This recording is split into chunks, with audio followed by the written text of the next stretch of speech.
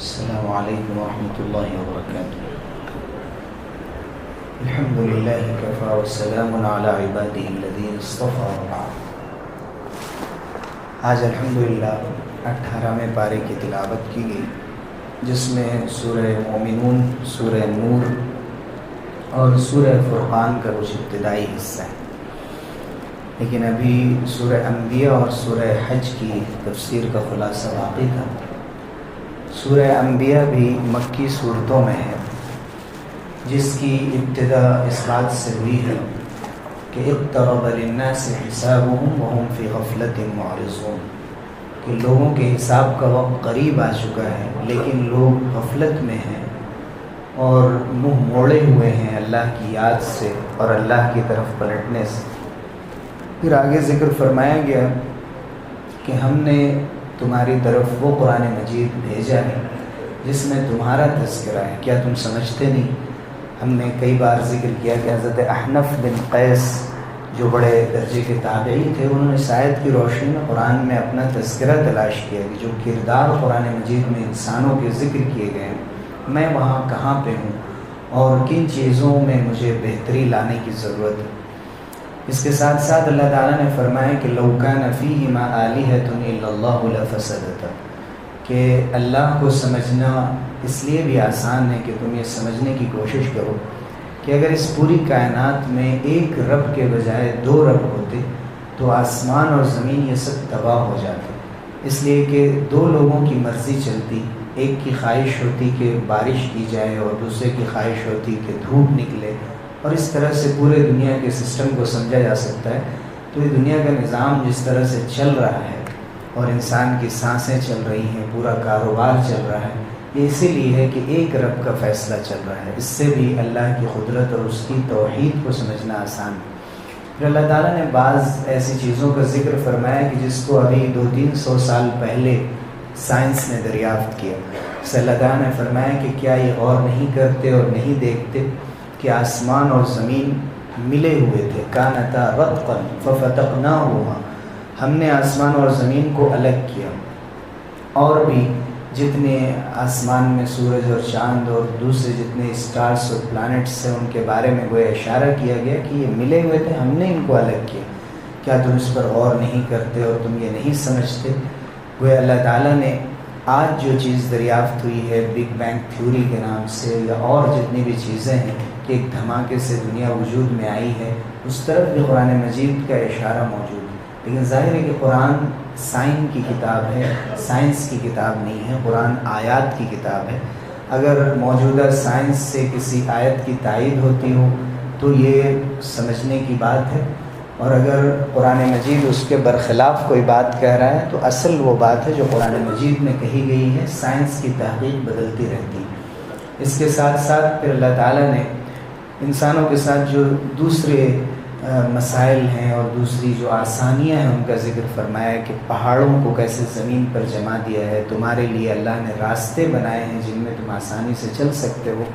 پھر یہاں کل نفس ذائقۃ الموت کی آیت دہرائی گئی جو سورہ آل عمران میں بھی ہے، یہاں بھی ہے،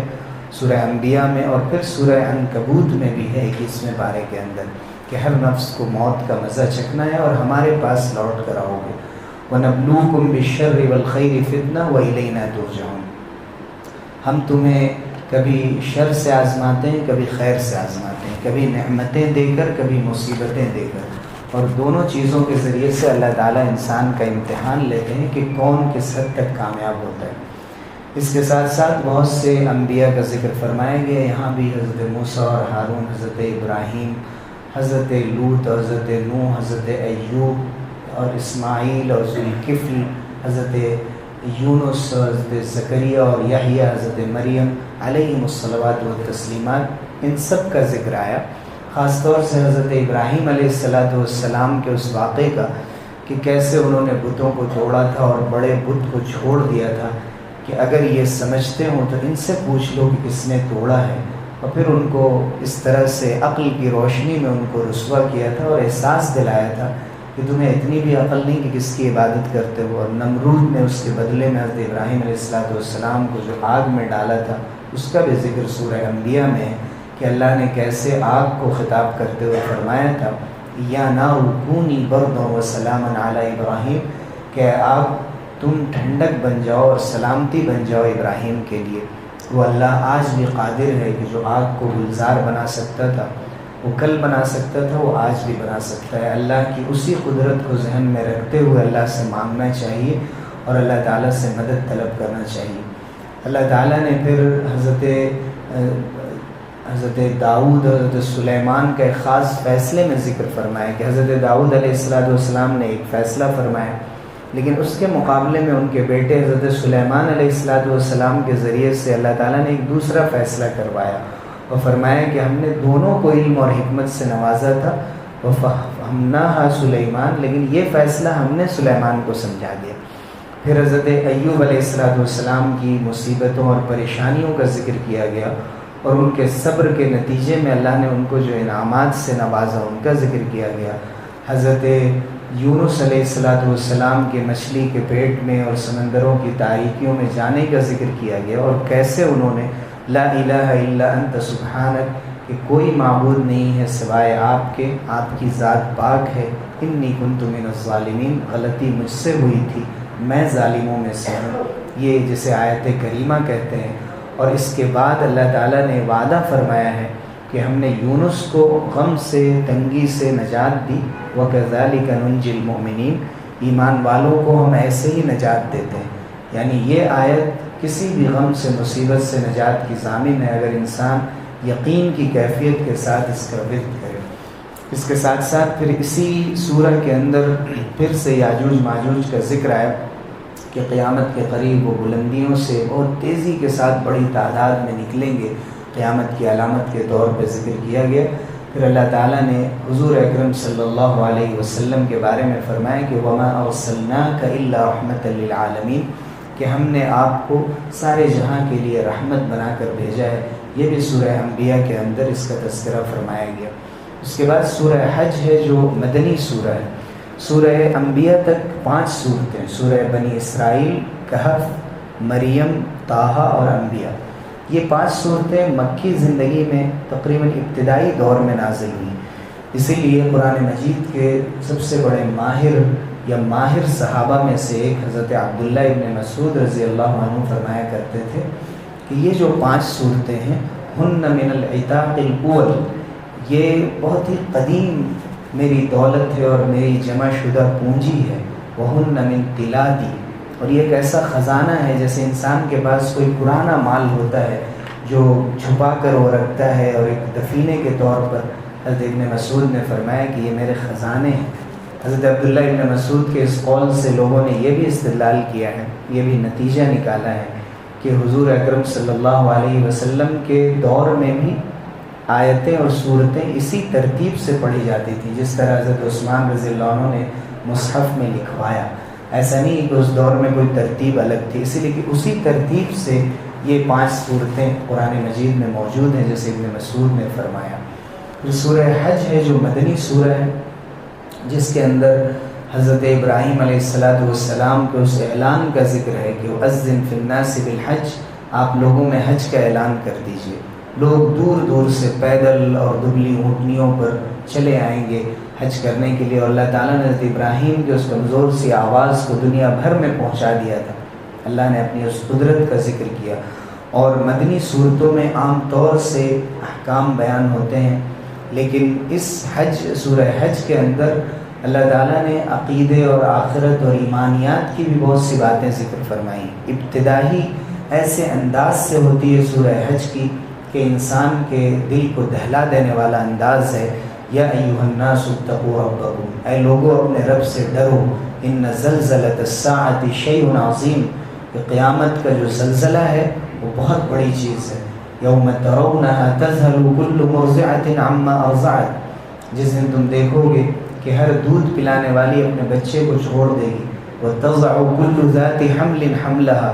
اور ہر حمل والی عورت اپنے حمل کو ساقط کر دے گی۔ وترى الناس سکارى وما هم بسکارى ولكن عذاب اللہ شدید، لوگوں کو آپ دیکھیں گے کہ مدہوش ہیں، نشے میں معلوم ہو رہے ہیں، لیکن نشے میں وہ نہیں ہوں گے، اللہ کا عذاب اتنا سخت ہوگا کہ کسی کو کسی کی پرواہ نہیں ہوگی، انسان کو اپنے بارے میں اس کی فکر اتنی غالب ہوگی اور اتنا پریشان ہوگا کہ اس دن کسی کی فکر نہیں ہوگی۔ پھر اللہ تعالیٰ نے انسان کی پیدائش کے مرحلوں کا ذکر فرمایا۔ حضرت آدم کو مٹی سے پیدا فرمایا، ڈائریکٹلی مٹی سے بلا واسطہ، لیکن ہر انسان مٹی سے بالواسطہ اللہ نے اس کو بنایا ہے کہ انسان کو نطفے سے اور منی سے بنایا۔ یہ نطفہ اور منی خون سے بنتا ہے، خون غذا سے بنتا ہے، غذا مٹی سے تیار ہوتی ہے۔ اس طرح سے اللہ تعالیٰ نے انسان کے نطفے جس سے انسان کی پیدائش ہوتی ہے اور مٹی کے درمیان انسان کی پیدائش اور زندگی کا راز پوشیدہ رکھا ہے۔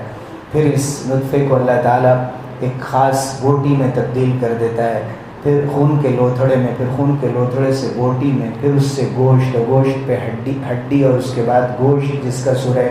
مومنون میں ذکر فرمایا گیا۔ یہاں اللہ نے فرمایا کہ ایک بچے کی شکل میں ہم تمہیں پیدا کرتے ہیں، پھر تم جوان ہوتے ہو۔ کچھ لوگوں کا انتقال جوانی میں ہو جاتا ہے، وَمِنْكُمْ مَن يُتَوَفَّى، اور کچھ وہ ہیں جن کو ہم بڑے بڑھاپے کی عمر تک زندہ رکھتے ہیں، ارذل العمر، اتنی زیادہ عمر کہ اس کی عقل بچے جیسی ہو جاتی ہے، جیسا کہ سورہ یاسین میں ذکر فرمایا گیا۔ یہ اللہ کی قدرت ہے، اللہ نے زندگی کے مراحل بنائے ہیں، جیسے وہ اس طرح سے مختلف مرحلوں میں انسان کو بدلتا رہتا ہے، ویسے وہ دوبارہ زندہ کرنے پر بھی قادر ہے۔ پھر اللہ تعالیٰ نے شکایت فرمائی ہے، کچھ لوگ ہیں جو اللہ کی عبادت کنارے کنارے کرتے ہیں، جب کوئی اچھائی مل جاتی ہے تو وہ عبادت کرتے رہتے ہیں، لیکن جیسے ہی ان اصابہ خیر اطمأن بھی، اگر ان کو کوئی بھلائی مل جائے، اسی طرح سے زندگی میں آسانیاں میسر آ جائیں تو بڑے اطمینان سے ہو جاتے ہیں، سب چیزیں چھوڑ دیتے ہیں، لیکن جب ان کو کوئی فتنہ اور کوئی مصیبت ان کے ساتھ آ جائے، انقلب علی وجہہ، تو اللہ تعالیٰ نے فرمایا کہ ہر حال میں ایک طریقے سے رہنا چاہیے۔ یہ نہیں ہے کہ کبھی آسانی ملی تو انسان خوش ہو گیا اور بھول گیا اللہ کو، جب مصیبت آئی تو صرف اللہ کو یاد کیا، اور عبادت دور دور سے اللہ کی اور احتیاط کے ساتھ صرف اللہ کو یاد کیا، بلکہ اللہ کی یاد ہمیشہ اور دائمی ہونی چاہیے۔ پھر اللہ نے فرمایا کہ جتنی بھی چیزیں ہیں آسمان میں اور زمین میں، کائنات میں، سب چیزیں اللہ کے سامنے جھکتی ہیں، اللہ کے سامنے سجدہ کرتی ہیں۔ اللہ جسے چاہے سجدے کی توفیق دے اور جسے چاہے محروم کر دے۔ بہت سے لوگ ہیں جو اللہ کو سجدہ کرتے ہیں، لیکن بہت سے لوگ ایسے ہیں کہ جو اللہ کو سجدہ نہیں کرتے۔ دنیا میں جتنی چیزیں پھیلی ہوئی ہیں ان کے اندر انکار کی مجال نہیں ہے، لیکن انسان انکار کر سکتا ہے تو وہ انکار کر دیتا ہے، اور سارے لوگ سجدہ نہیں کرتے۔ اللہ نے فرمایا کہ وَمَن يُهِنِ اللَّهُ فَمَا لَهُ مِن مُكْرِمٍ، اللہ تعالیٰ جسے ذلیل کر دے اسے کوئی عزت دینے والا نہیں، اللہ جو چاہتا ہے فیصلہ فرماتا ہے۔ پھر اللہ تعالیٰ نے اسی سورہ کے اندر قربانی کا ذکر فرمایا، جہاد کا ذکر آیا، اللہ تعالیٰ کے شعائر کا احترام کرنے کا ذکر فرمایا۔ وَمَن يُعَظِّمْ شَعَائِرَ اللَّهِ فَإِنَّهَا مِن تَقْوَى الْقُلُوبِ،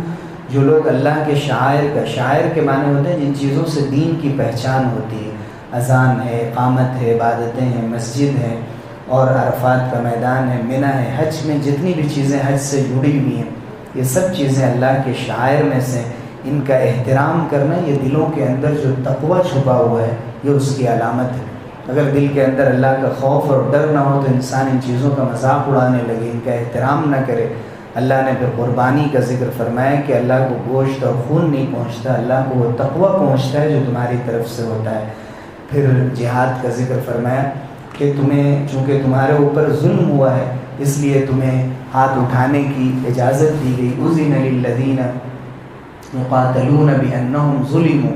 جن لوگوں سے جنگ کی جا رہی ہے ان کو اجازت دی جاتی ہے کہ وہ بھی اس کا جواب دیں۔ اور اللہ تعالیٰ نے فرمایا کہ اگر اللہ کا یہ نظام نہ ہوتا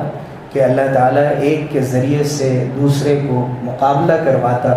تو یہ مسجدیں اور عبادت گاہیں اور جتنی بھی عبادت گاہیں ہیں، خواہ مسلمانوں کی ہوں یا دوسروں کی ہوں، یہ سب تباہ ہو جاتی، اللہ کا نام لینا مشکل ہو جاتا۔